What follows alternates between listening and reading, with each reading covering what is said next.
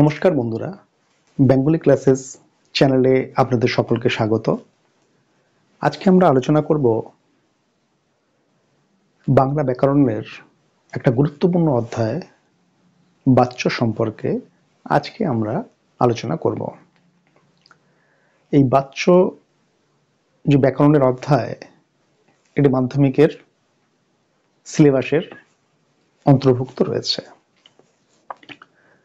এই বাচ্য সম্পর্কে আলোচনার আগে আমাদের জানা প্রয়োজন যে বাচ্য বলতে প্রকৃতপক্ষে কি বোঝায়। যদি বাচ্য বলতে প্রকৃতপক্ষে আমরা কি বোঝায় সেটা যদি না জানি, তাহলে এই বাচ্য সম্পর্কে যে আলোচনা, সে আলোচনার কোনো সার্থকতা নেই, অর্থাৎ সেই আলোচনাটা আমাদের করার কোনো গুরুত্বই থাকবে না।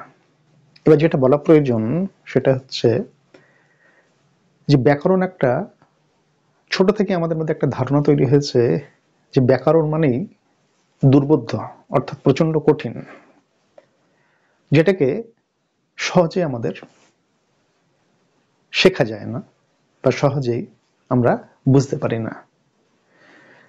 কিন্তু আমাদের এই ক্লাস করবার মূল উদ্দেশ্য যেটা, সেটা হচ্ছে যে বাচ্য যাতে আমাদের কাছে সহজসাধ্য, মানে সহজ করে আমরা বুঝতে পারি, বাচ্য সম্পর্কে আমরা কিভাবে সুন্দরভাবে নিজেদের আয়ত্ত করতে পারি, সেই আয়ত্ত করবার বা সহজভাবে বোঝার জন্যই আমাদের আজকের এই ক্লাস।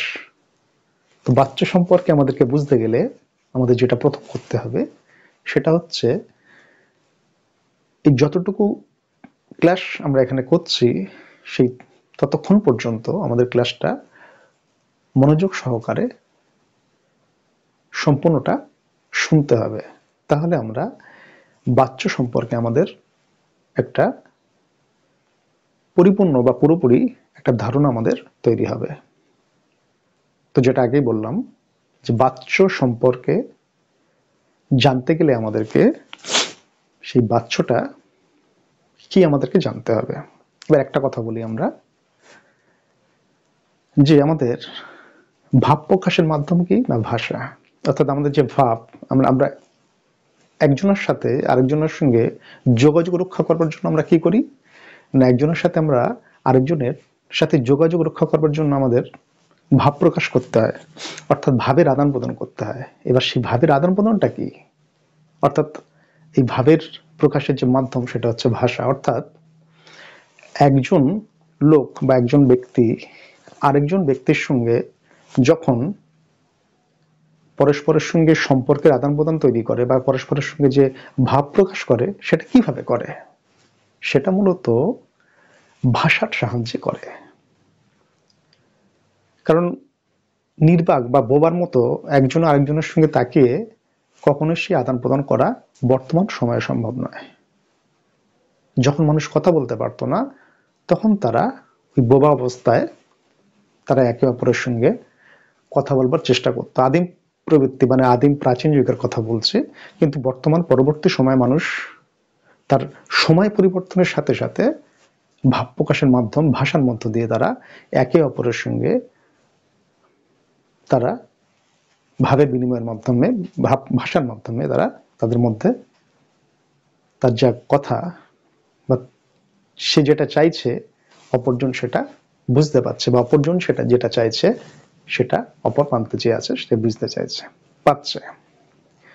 তো এবার এই ভাব প্রকাশের মাধ্যম যেমন ভাষা, তেমন বাচ্য হচ্ছে বাক বা বাক্য প্রকাশের ভঙ্গি হচ্ছে বাচ্য।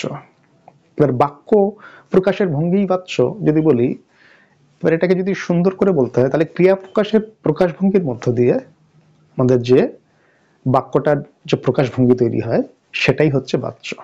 এবারে যদি বলি বাচ্যটা, এই বাক্য প্রকাশের ভঙ্গি বাচ্য, তো বাক্য প্রকাশের ভঙ্গি বাচ্য সেটা কিভাবে আমরা বুঝবো। তো যদি আমরা বলি, আমরা যে এখন কথা বলছি, এই মুহূর্তে আমরা যে কথা বলছি বা আমি কথা বলছি, তো কথা বলার সময় আমরা কি করছি, যদি আমরা কথা বলার সময় আমার কণ্ঠস্বরের গাম্ভীর্যতা, অর্থাৎ কণ্ঠস্বরটা কেমন ভাবে আমি তার ব্যবহার করছি, সেই ব্যবহারের উপরে আমার কথার বা আমার বলার ভাষাটার গুরুত্ব আমরা উপলব্ধি করতে পারবো। কেমন ভাবে না, আমি যে কথাটা বলছি, আমার যে কণ্ঠস্বর, কণ্ঠস্বরের বিভিন্ন রকম স্বর রয়েছে, কণ্ঠস্বরের বিভিন্ন স্বর রয়েছে এবং স্বরের প্রকাশভঙ্গি রয়েছে। সেই স্বরের প্রকাশভঙ্গির উপরেই আমাদের কি উদ্দেশ্যে বলছি সেই উদ্দেশ্যটা পরিষ্কার হয়ে যায়। কেমন ভাবে না, বললাম তুমি কি এখানে আসবে, এই যে কথাটা বললাম যে তুমি কি এখানে আসবে, এই কথার মধ্যে একটা কণ্ঠস্বরের নরম কোমল মাধুর্যতা প্রকাশ পাচ্ছে। কেমন প্রকাশ পাচ্ছে? কণ্ঠস্বরের নরম কোমল একটা মাধুর্যতা প্রকাশ পাচ্ছে। এবার যদি বলতাম তুমি এখানে এসো, এই যে কথাটা বললাম, এই কথার মধ্যে কিন্তু কোথাও কি আমরা কণ্ঠস্বরের কোমলতা বা মাধুর্যতা প্রকাশ দেখতে পাচ্ছি? না, পাচ্ছি না। তুমি এখানে এসো, একটা কর্কশ কণ্ঠস্বরের কর্কশতা প্রকাশ পাচ্ছে, যেটা শুনতে ভালো লাগছে না। অর্থাৎ প্রথম যে কথাটা আমরা বললাম যে কণ্ঠস্বরের প্রকাশভঙ্গি ছিল যেমন, সেটার মধ্যে দিয়ে আমরা একটা অনুরোধের প্রকাশ পাচ্ছে, মানে বিনীত ভাব রয়েছে। আর পরবর্তী সময়ে যে কথাটা আমরা বললাম এখানে এসো, এই জোরের সাথে কণ্ঠস্বরের যে একটা দৃঢ়তা প্রকাশ করলাম, সেখানে কিন্তু একটা অনুরোধের কোনো ভাব নেই, কোমলতা মাধুর্যতার কোনো ভাব নেই, সেখানে একটা আদেশের প্রভাব রয়েছে ওই কণ্ঠস্বরের প্রকাশের মধ্য দিয়ে। তাহলে আমরা কি বুঝলাম? যে একটা ভাষার বলবার সময় একজন ব্যক্তি বা একজন লোক যখন সেই কণ্ঠস্বরটা তাকে যেমন ভাবে ব্যবহার করছে, তার সেই ভাষা বা ভাষাটাকে বা বাক্যটাকে বলবার প্রকাশ ভঙ্গিটাই পুরোপুরি পরিবর্তন হয়ে যাচ্ছে। তার কণ্ঠস্বর গাম্ভীর্য হলে সেখানে একটা আদেশের ভাব প্রকাশ পাচ্ছে, কণ্ঠস্বরের মধ্যে কোমলতা বা মাধুর্য থাকলে সেখানে একটা বিনীত ভাব বা অনুরোধের ভাব প্রকাশ পাচ্ছে। তাহলে কণ্ঠস্বরের প্রকাশভঙ্গির উপরেই বাক্যের ভাব প্রকাশের মাধ্যমটাই বা বাক্য প্রকাশের মাধ্যমটাই পরিবর্তন হয়ে যাচ্ছে। কণ্ঠস্বরের প্রকাশ যদি আলাদা হয়, বাক্যের প্রকাশও আলাদা হয়ে যাচ্ছে। এটা তো আমরা দেখলাম বাক্য সম্পর্কে আলোচনার ক্ষেত্রে।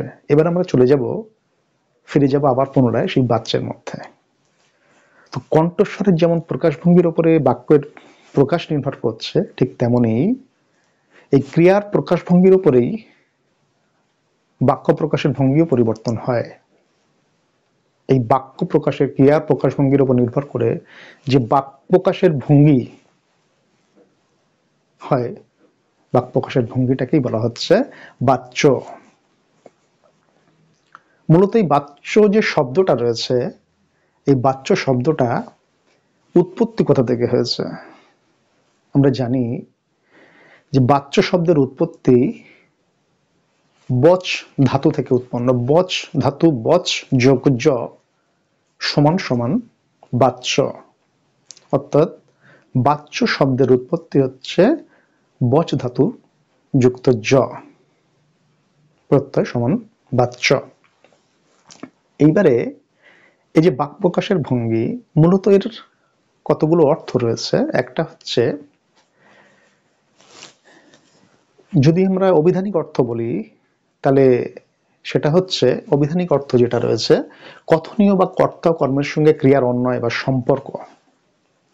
আর প্রচলিত অর্থ বলছে বলার যোগ্য বা বলতে হবে এমন বা ক্রিয়ার প্রকাশভঙ্গিকেই বলে বাচ্য। এবার আমরা একটা গল্পের মধ্য দিয়ে আমরা বাচ্য সম্পর্কে আমাদের একটা পরিপূর্ণ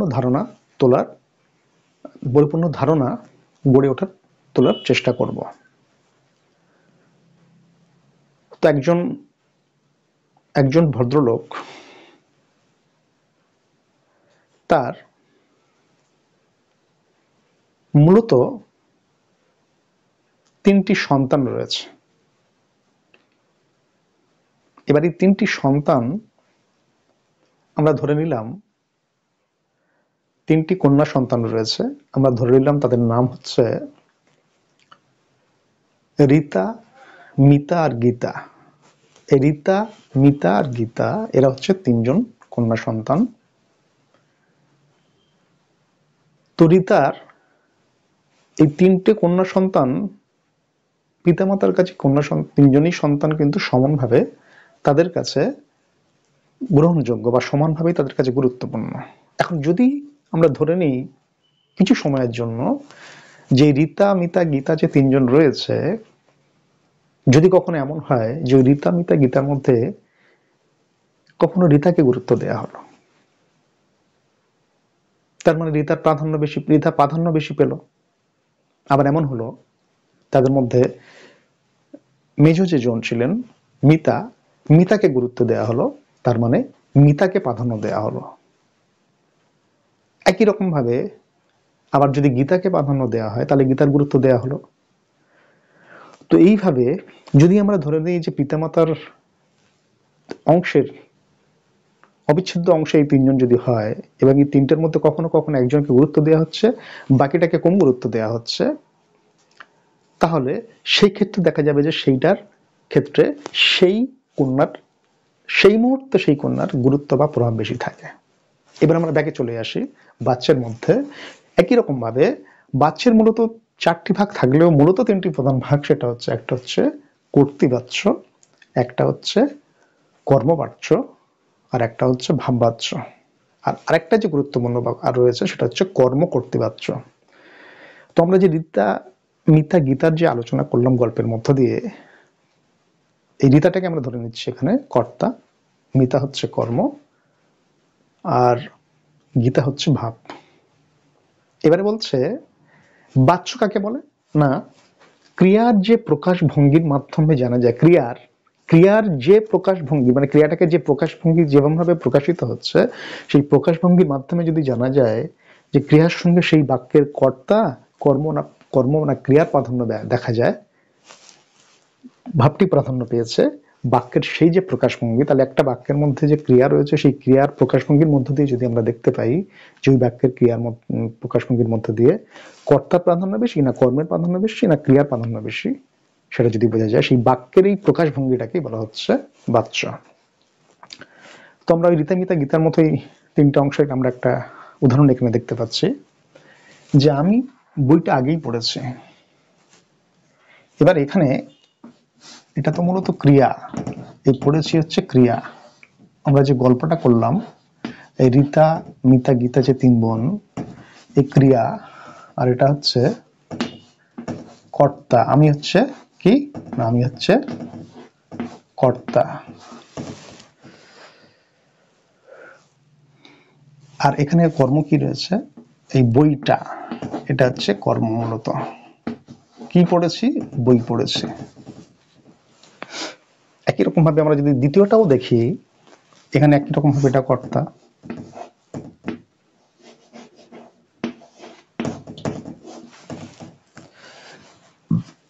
এটা কর্ম,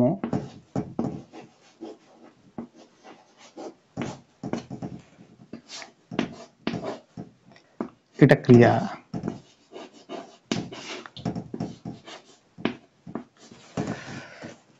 একই রকম ভাবে এটাও কর্তা,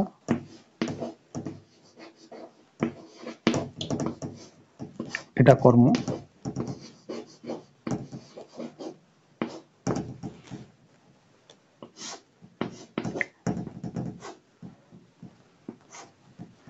ক্রিয়া।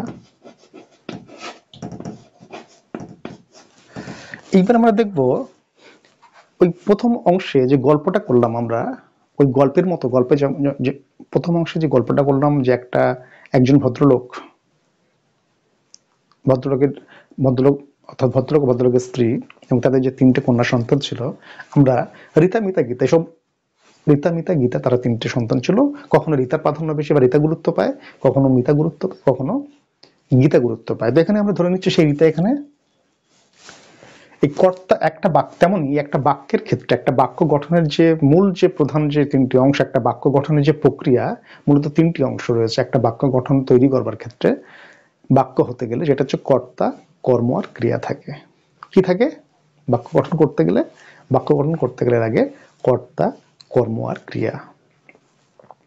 তো আমরা দেখছি প্রথমত যেটা আছে সেটাতে কর্তকর্ম ক্রিয়া রয়েছে, আমি বইটা আগেই পড়েছি। দ্বিতীয়, আমার বইটা আগেই পড়া, এখানেও কর্তাকর্ম ক্রিয়া রয়েছে, এখানেও কর্তাকর্ম ক্রিয়া রয়েছে, আমার বইটা আগেই পড়া হয়েছে।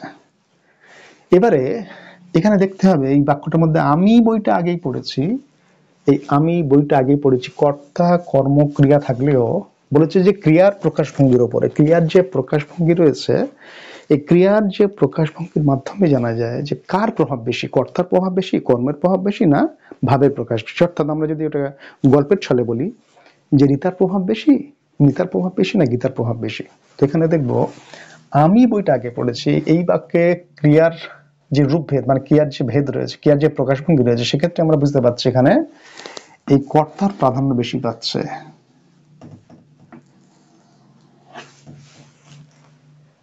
কর্তার প্রাধান্য বেশি পাচ্ছে।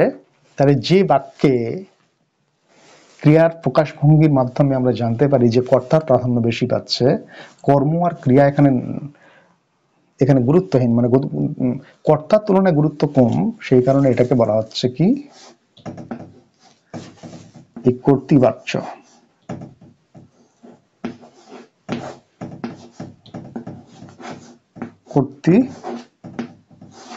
কর্তৃবাচ্য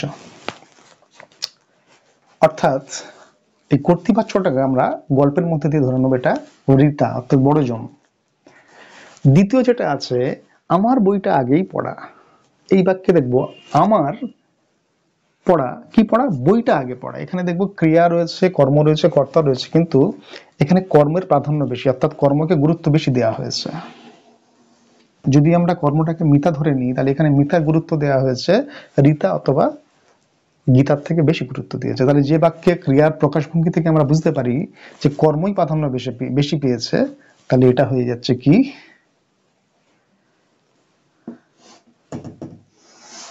এটা হয়ে যাচ্ছে কর্মবাচ্য। কর্মবাচ্য। এবারে যদি আমরা বলি তৃতীয়টা, এটাকে যদি গীতা ধরি আমরা, বা শেষ জন যে ছোট জন, আমার বইটা আগেই পড়া হয়েছে। এবার এখানে আমারটা আছে, বইটা আছে, কিন্তু আগেই পড়া হয়েছে। এখানে কিন্তু কর্তা গুরুত্বহীন, কর্ম গুরুত্বহীন, কর্তা কর্ম রয়েছে কিন্তু এদের গুরুত্ব নেই, এখানে ক্রিয়াকে প্রাধান্য দেওয়া হয়েছে, এখানে ক্রিয়াকে প্রাধান্য দেওয়া হয়েছে।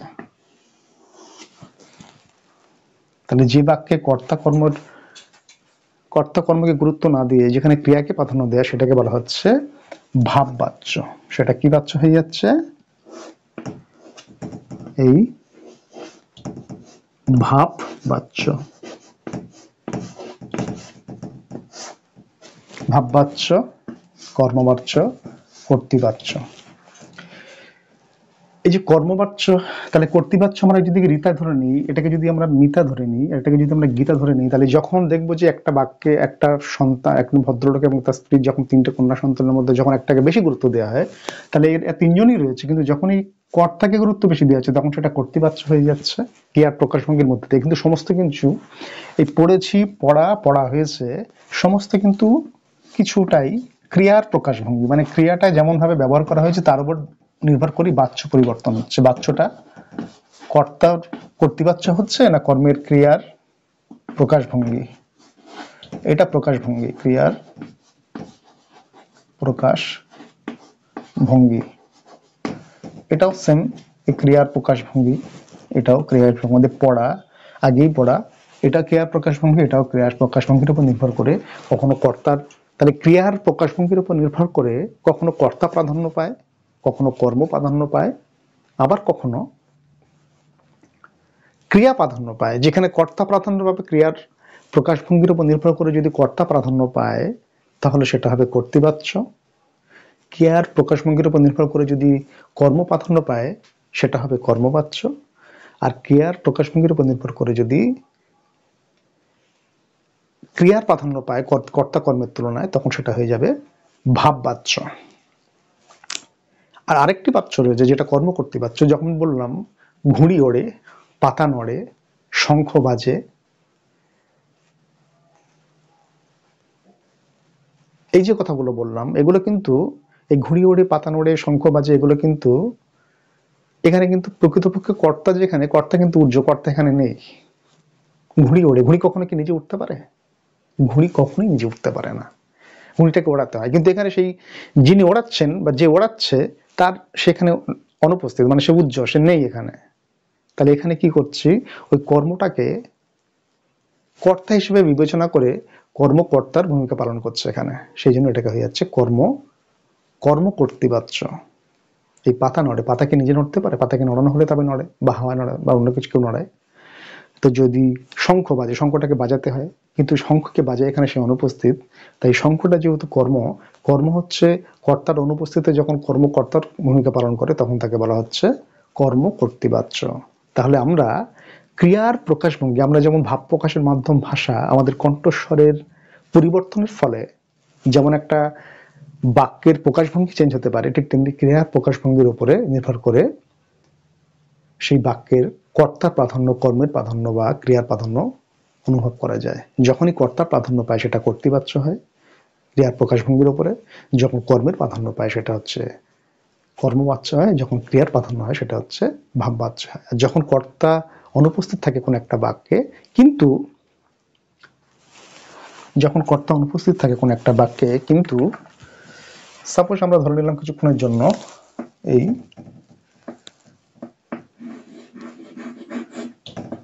শঙ্খ বাজে,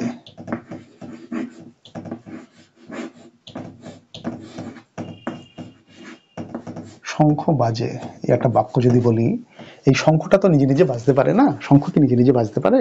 শঙ্খ বাজতে পারে না নিজে নিজে, শঙ্খকে বাজাতে হয়। কিন্তু এখানে যে বাজায় সে অনুপস্থিত রয়েছে, অর্থাৎ কর্তা এখানে অনুপস্থিত, কর্তা এখানে অনুপস্থিত, কর্তা অনুপস্থিত যেহেতু রয়েছে, তাহলে যখন কর্তার অনুপস্থিতিতে কর্ম যখন কর্তার ভূমিকা পালন করে বাক্য সম্পন্ন করে, তখন সেই বাচ্য সেটা হয়ে যায়, সেটা হচ্ছে যেহেতু কর্মকর্তার ভূমিকা পালন করছে তখন এটা হয়ে যায় কি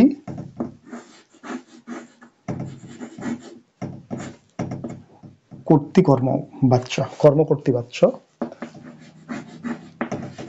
কর্মকর্তৃবাচ্য বা কর্তৃকর্মবাচ্য, কর্তৃকর্মবাচ্য।